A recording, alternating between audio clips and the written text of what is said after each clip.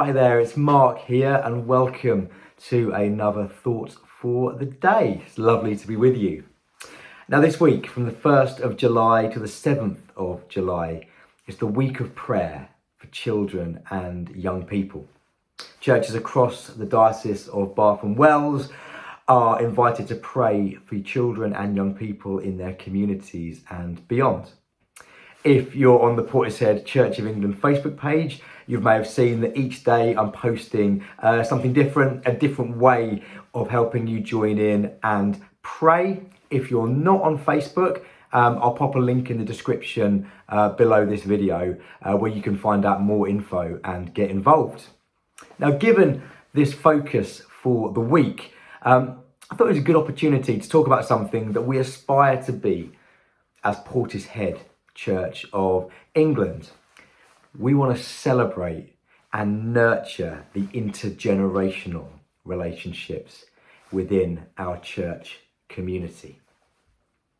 I wonder how many other places we could think of where those of all ages regularly gather together. And it can be a real gift of a church. The beginning of our 9:45 services, I usually introduce it with an affirmation that there's not one of us here, from the very youngest to the very oldest, that God does not want to meet.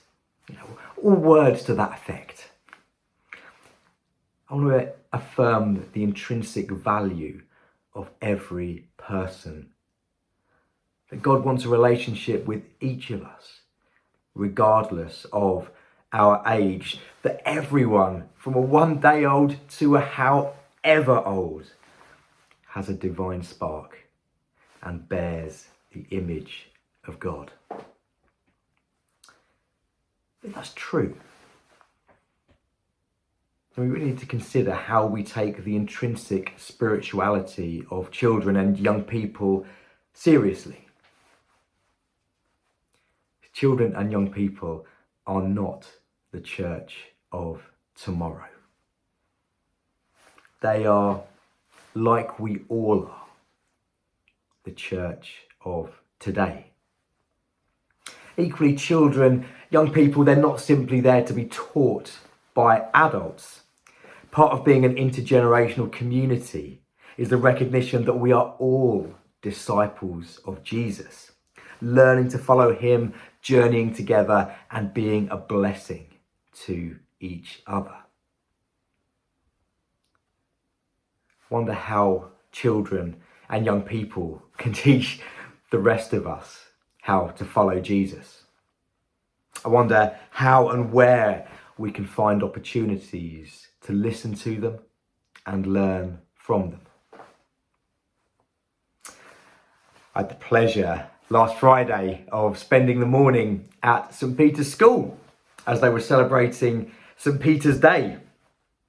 I got to spend the morning with groups of children, chatting with them about Peter's life, the stories they were drawn to, and how these stories impacted them. And I learned so much by being with these children and listening. In fact, you can hear what they had to say if you look on our YouTube page at our patronal service from last Sunday. Again, there is a link in the description below of how you can find that service, and the input from the children is about 12 minutes in. As I was reflecting on this, I was reminded about when I heard about an anthropologist who had been studying the habits and culture of a remote African tribe. He'd been working in the village for some time, and the day before he was due to return home, he put together a gift basket filled with delicious fruits from around the region and wrapped in a ribbon. He placed the basket under a tree, then he gathered up the children in the village. The man then drew a line in the dirt, looked at the children and said, "When I tell you to start, run to the tree, and whoever gets there first will win the basket of fruit." When he told them to run, they all took each other's hands and ran together to the tree. They then sat around the basket and enjoyed the treat as a group. The anthropologist was shocked. He asked them why they would all go together when one of them could have won all the fruits for themselves. The young girl looked up at him and said, "How can one of us be happy if all the others are sad?" This story captures the African philosophy of Ubuntu. I hope I'm pronouncing that correctly. But it means I am because we are. I wonder what it looks like to be a church community that embodies that spirit and embodies it across the generations, loving each other, valuing each other, learning from each other as we journey with Jesus together.